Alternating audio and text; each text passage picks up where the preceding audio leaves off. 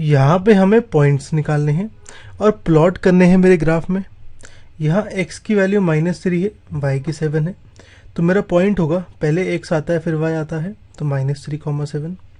ऐसे ही यहाँ पे मेरा पॉइंट होगा 0, -3.5।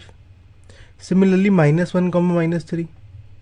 ऐसे ही 4, 4 और 2, -3।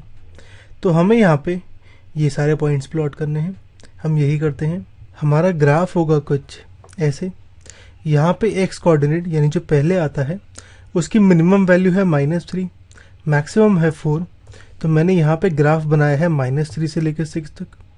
ऐसे ही y कोऑर्डिनेट यानी जो बाद में आता है उसकी मैक्सिमम वैल्यू है 7, मिनिमम है -3.5, तो y कोऑर्डिनेट मैंने मैक्सिमम 7 तक बनाया है, मिनिमम -3.5 तक। यहाँ पे हम प्लॉट करते हैं -3,7। यहाँ पे x कोऑर्डिनेट -3 है, यानी ओरिजिन से पहले मुझे लेफ़्ट साइड जाना है -3 की तरफ, तो मैं यहाँ पहुँच गया। अब यहाँ पे 7 है, तो मुझे 7 पॉइंट्स ऊपर जाना है। 7 पॉइंट्स ऊपर जाऊँगा तो मैं यहाँ पे पहुँच जाऊँगा। ये जहाँ पे टच कर रहा हूँ मैं, ये मेरा होगा पॉइंट -3,7। ऐसे ही हम बनाते हैं 0, -3.5। यहाँ 0 है तो मैं यहीं कहीं खड़ा रहता हूँ, और -3.5 है, यानी नेगेटिव y एक्सिस में मुझे 3.5 जाना है, यही चलता हूँ मैं, तो मैं कहीं यहाँ पे पहुँच जाऊँगा। तो मेरा 0, -3.5 होगा ये वाला पॉइंट। ऐसे ही हम ड्रॉ करते हैं -1, -3। -1 का मतलब x कोऑर्डिनेट -1 है, तो यहाँ से पहले मैं लेफ़्ट जाता हूँ -1 की तरफ।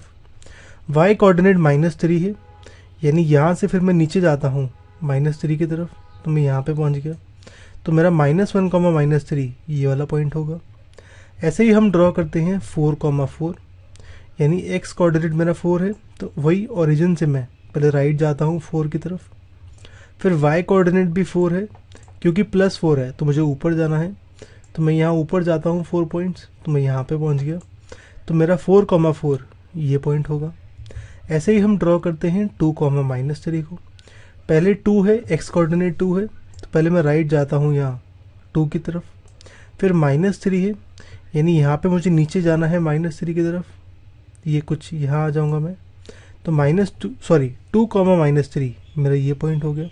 तो मेरे सारे पॉइंट्स अब प्लॉट हो गए।